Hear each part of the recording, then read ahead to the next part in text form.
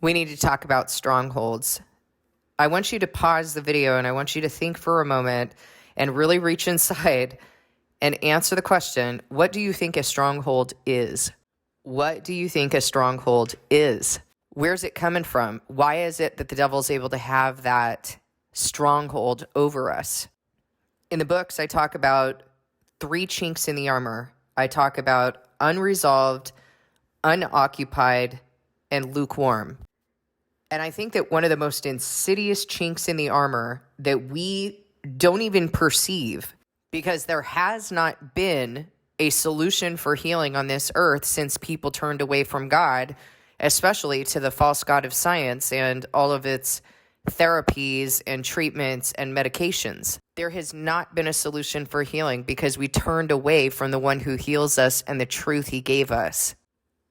I've been talking with a friend who has been doing this work.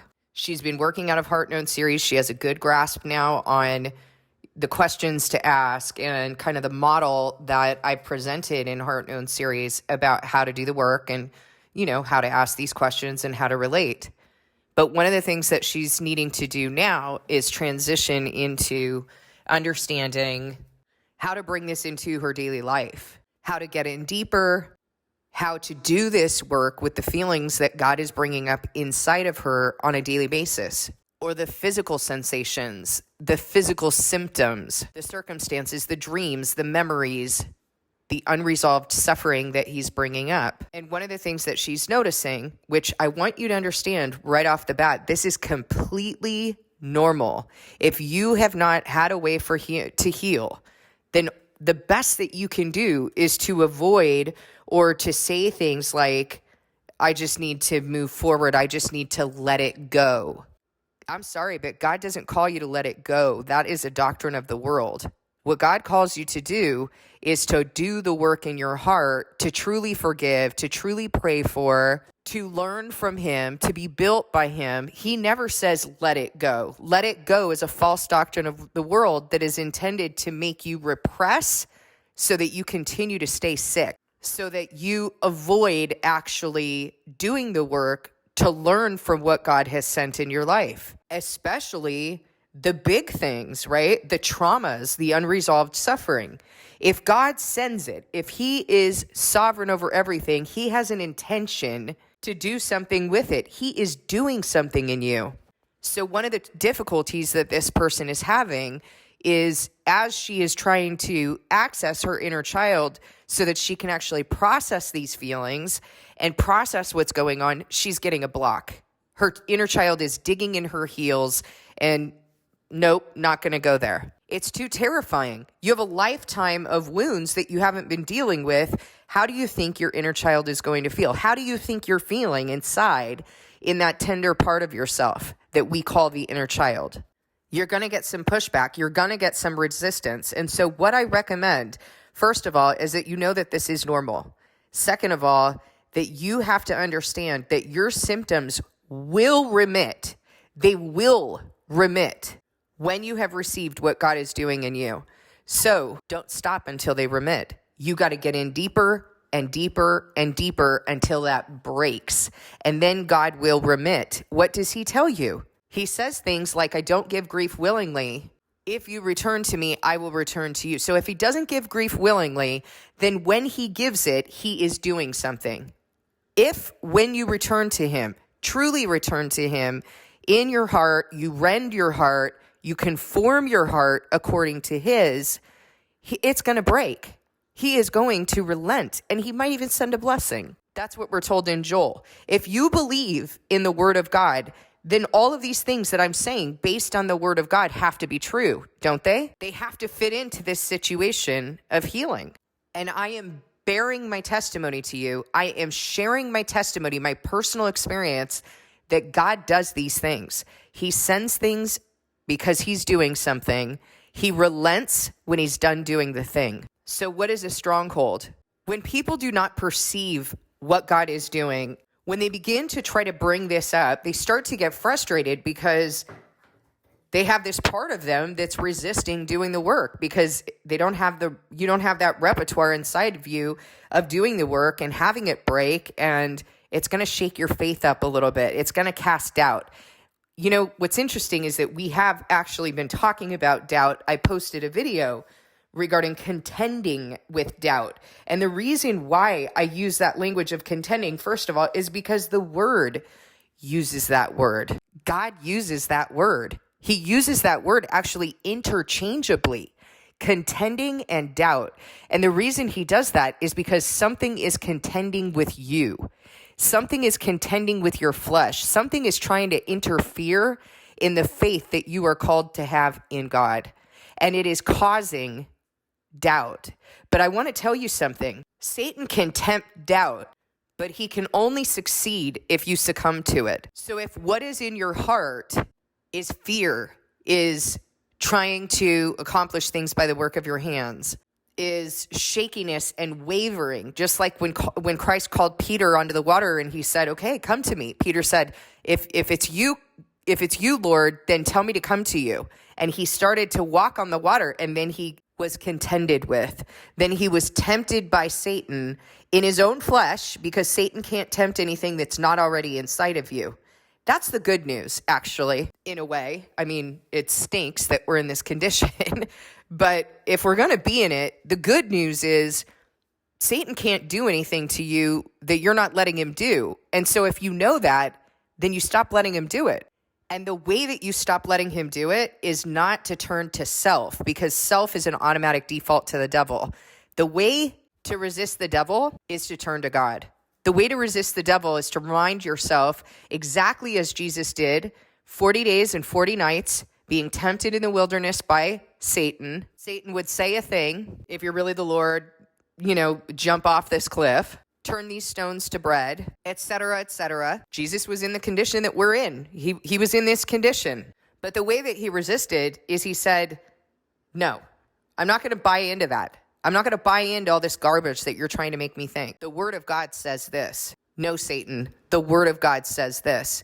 Yes, okay, it does say that, but it also says this, and you got to take it all together. Depart from me, Satan. And the angels came and attended him. Do you understand the example that Christ set for us to help us to understand how to overcome the condition we're in? We have to remind ourselves of what's in the word. We have to conform our hearts to God's heart.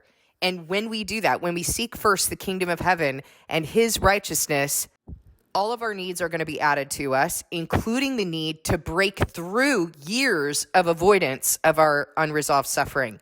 God can do it, and he will do it. You've heard my story. That is a lot of stuff to go through in a lifetime.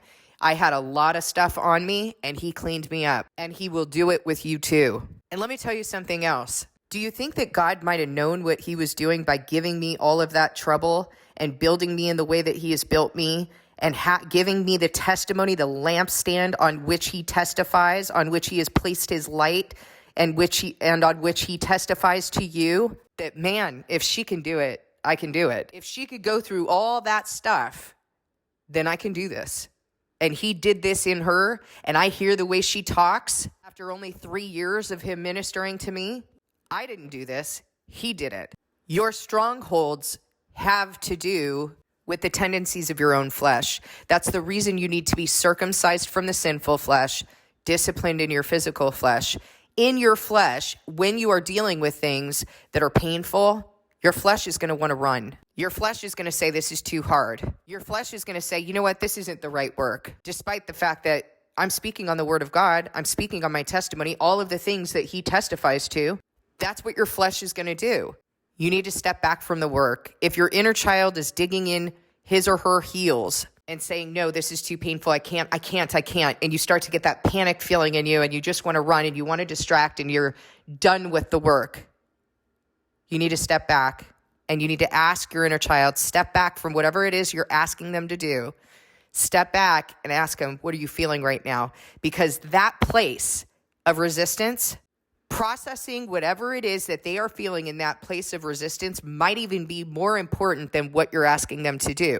That is the fear. That is the pain and the grief that's been holding you back from moving forward, and it's got to be healed and sealed. You need to bring it up and out into the light to be examined between you and God. You have to bring the pain and the fear up to be examined between you and God. And this is the place where a lot of people run. They stop doing the work because it's too intense for them. And you need to lean in. You need to trust God that he can and will do this, that this is his will. So he will do it because his will is that you heal. His will is not for you to continue to be burdened by strongholds. The only reason why the devil has the ability to do this with you is because it hasn't been dealt with and it needs to be healed and sealed by God. The process of that is really hard, especially in the beginning when you have no repertoire for it.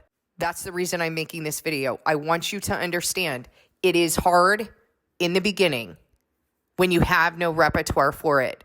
But as you do it, as you lean into him, you are going to discover why it is that you have those symptoms in your body, why it is that you had that dream, why it is that you have these certain circumstances, and he is going to remit when you've done what you're supposed to do. I want you to know that 100%. He's going to remit when you've done what you're supposed to do, but you do, I think you need shepherds. I had a shepherd. Christ shepherded me through this.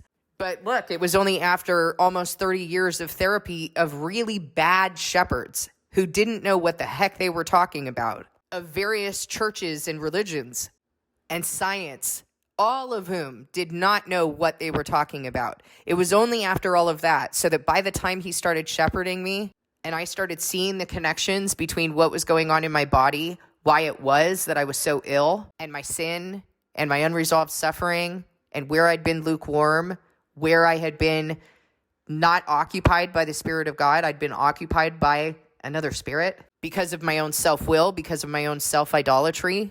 I am 100% convinced. I know that this will change. This will change in you, and you are going to see the direct correlation between God building you and him remitting when you actually receive what he's building in you.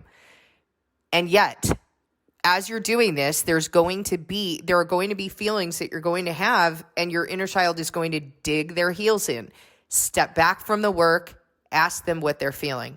That's where your work is. And so if you are attuned to a child, truly attuned to a child, because what you're doing is you're building a relationship with yourself. This isn't just a matter of do's and don'ts and checking off the list. You are supposed to be building an internal relationship between these aspects of your design for personal accountability. Did you not internalize a parental part of you from the parents that raised you? Do you not still have that inner child part of you that's wounded, that feels, pain, that's super tender? These are parts of you. We're not fabricating something. These are parts of you that need to be healthy in order for you to be a healthy person, in order for you to have a healthy spiritual life. You need that in order to be able to take responsibility. So if a child is suffering and you're just forcing them to do what you want to do, I have some neighbors who have a young child, and this child screams his head off like clockwork in the morning and at night. Not normal tantrum here and there, like clockwork, screams his head off. And today I looked out my window and I could hear him screaming, and I'm watching the dad chase him up and down the street trying to catch him. Not fun, chasing him because he's throwing a tantrum. That child is ruling his parents. He is wreaking havoc in that family, and it's not his fault.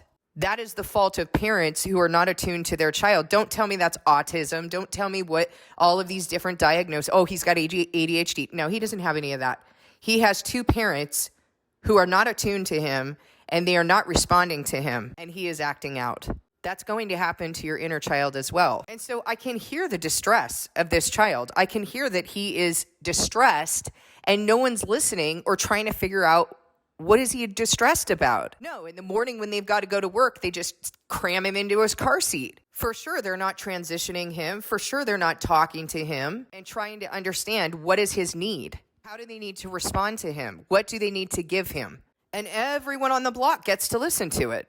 And no doubt when he comes home and he's in that car seat and they're taking him out and he's screaming bloody murder again, he's being forced to do some other things.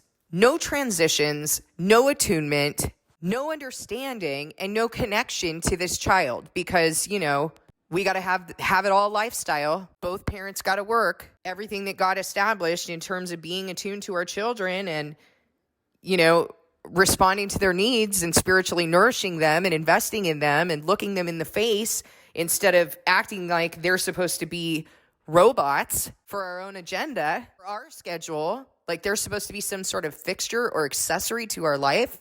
It's a human being, for Pete's sake. And this is the way that we've learned to treat ourselves, because this is what's been going on in the world. This is what we experienced in our own homes. Be seen and not heard. You can't treat yourself like that. And so when someone is doing this work and I see that they are pushing themselves to answer the questions and pushing themselves to check off the box, you're doing the work wrong. You need to, what I have provided in Heart Known Serious is a model of how to do the work, but I can't tell you everything about how to do the work. The thing that you need to understand that needs to be, you need to keep reminding yourself of, is that you're building a relationship. This isn't a workbook in the sense of, like an academic workbook, and by the time you get to 100, you're healed. Page 100, you're healed. You need to be attuned. You need to be attuned to that child. You need to transition that child from one task to another. You need to pay attention when your child is distressed, and then you need to back off of what you're trying to force them to do and ask them, honey, how are you feeling right now? I noticed that your mood changed. Honey, every time I put you in the car seat to go to work, you scream your head off. What's going on? What are you feeling? You need to understand that a child is not going to say, well, here's what I need. Here's what I'm missing. No, they're going to tell you how they're feeling. And it's your job as the parent to facilitate, to understand, okay, they're telling me this. They need this. That's your job. That's your role as an inner parent. Your role is to facilitate and to respond and to witness and to shepherd. You need to be parenting that child. And it's going to bring up some pain, and it's going to bring up some resistance, and it's going to bring up some confusion, especially if you didn't experience that when you were growing up. So I hope that this is making sense in terms of the different roles. I know that it's a difficult thing to get this repertoire in you, but here's what I also know. It is God's will that you heal, and He is going to make it happen. Even, I don't care how long you've been on this earth. I don't care how much damage there is.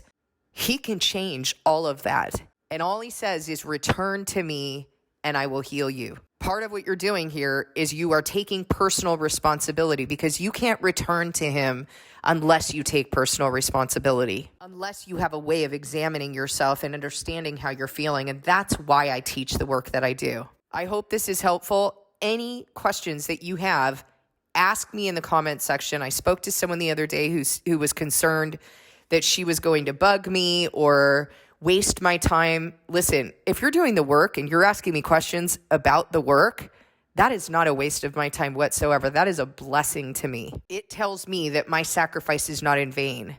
On the other hand, if you're contacting me just to tell me the story or you want to vent about the people you hate in your life, I don't have time for that.